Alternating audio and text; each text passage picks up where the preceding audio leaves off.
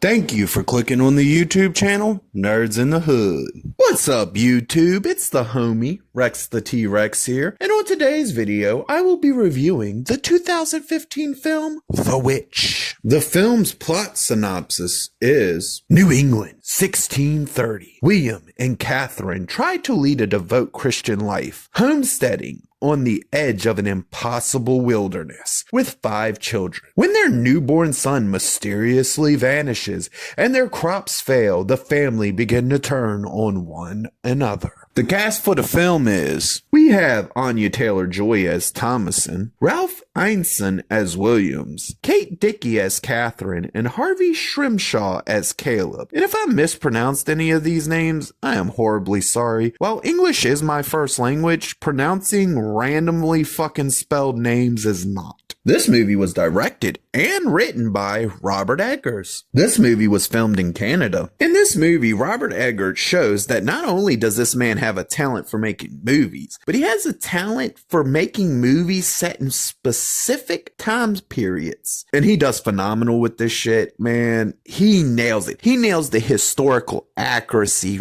on the clothing, the way they talk, the way they would have interacted with each other in that time period. He just nails it beautifully and gets it so damn accurate that it has this realistic feel to it, even if the story itself has a supernatural element to it. It always feels like this is something that could really happen. One thing that this movie excels at is the scenery shots throughout the film do so amazing to capture the natural beauty of nature and are even used perfectly throughout the film in selling its story. This movie is what I'm gonna refer to as a slow burn, which a slow burn film is the type of movie that slowly builds up to a big reveal. Sometimes it'll end immediately after the reveal. Sometimes you'll have a little bit more of the movie to go because the reveal, even though it was the big point that the build up, they still have a little bit of story to tell. But for the most part, it's a slow build up to a big reveal that normally signifies you're close to the ending of the film. For me personally, I've seen a few slow burn films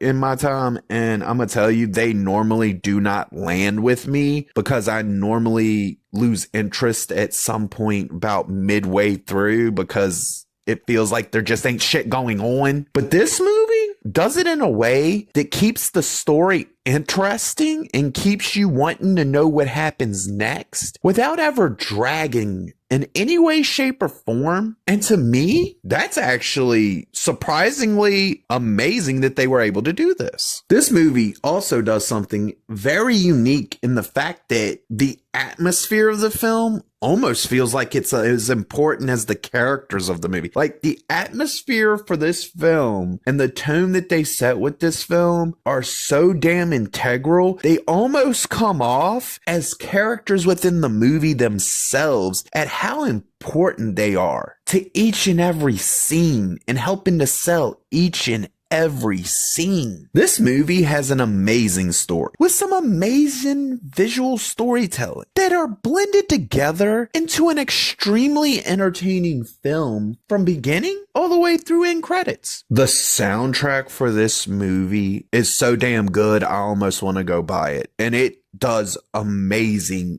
throughout the entirety of the film. From the opening scene and them opening musical notes that you hear to set the tone and the themes and get your mind all into play for what the story you're about to tell, all the way to the last notes played going into the end credits. Everything in between is just perfectly done with a phenomenally done soundtrack.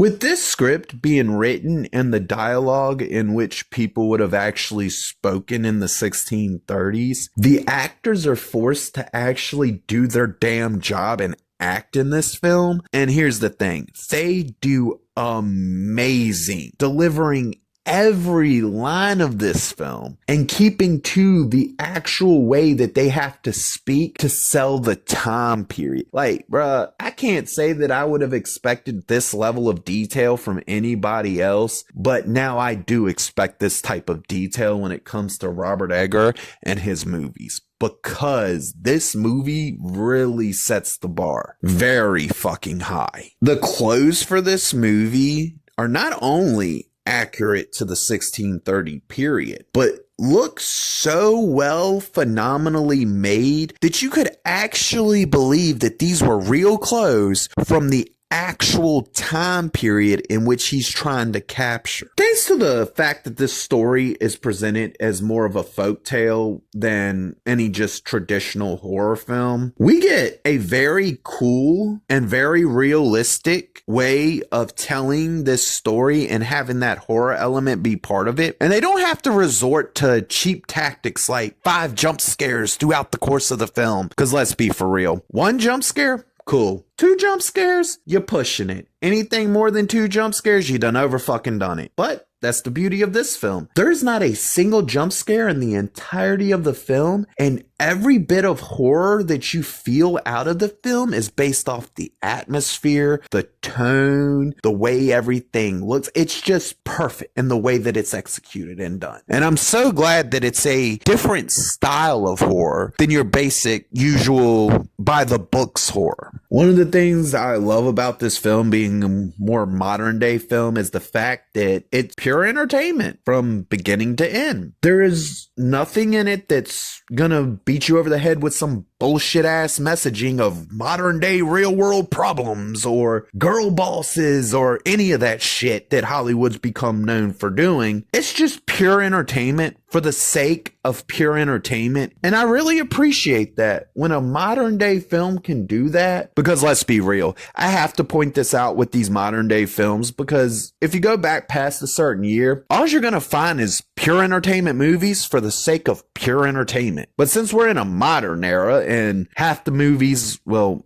over half the movies that come out of Hollywood want to beat you over the head with some bullshit message or try to tell you your way of thinking is wrong, I'm forced to have to acknowledge that that exists, and I have to bring it up in my reviews, because realistically, and I believe this purely, this is just my point of view, and I feel like the way I do my movie reviews is simply to get this point across to help people be able to pick movies based off of entertainment, and that is that the audience does not want to be preached to. People don't want to be bitched at during their movies. We watch movies to escape real world problems, not have the movie beat us in the head with that real world problem and then try to tell us either we're right for the way we think or we're wrong for the way we think. And if we don't think the right way, this is what we need to think. I'm sick and tired of that shit with Hollywood and the films. And I hope a lot of y'all are too, because the goal for me in doing movie reviews is to bring y'all movies that y'all can watch that doesn't come with a message and that pretty much pure entertainment.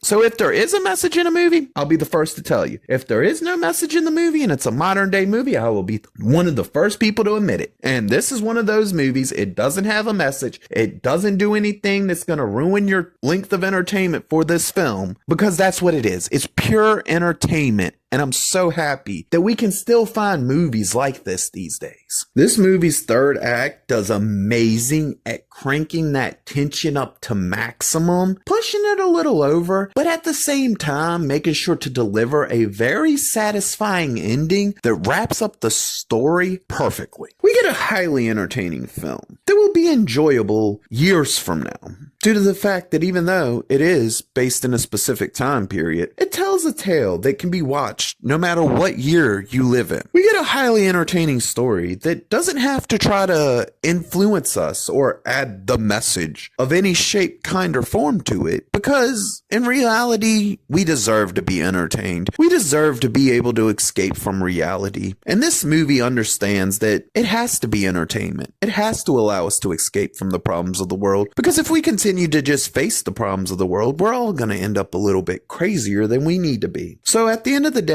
I have to say, this is one of those movies that I really, really enjoyed, and it was well worth my time of watching it. And I can't wait to see it again.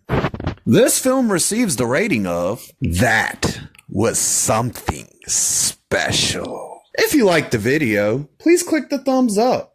If you disagree or agree with me, please leave a comment. And if you really want to see more of me, please hit that subscribe button.